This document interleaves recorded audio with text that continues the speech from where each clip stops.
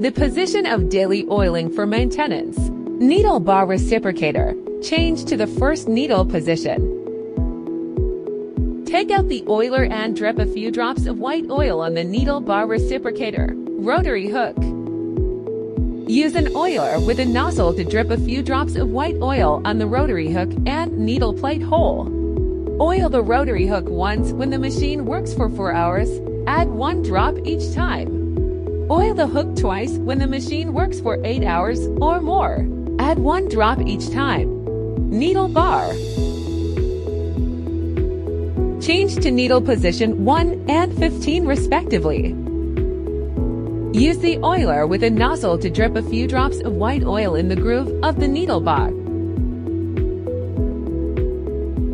Twice a day. Use the oiler with a nozzle to drip a drop of white oil in front and behind the machine head. 1 drop is enough, otherwise oil will easily accumulate on the machine base during embroidery.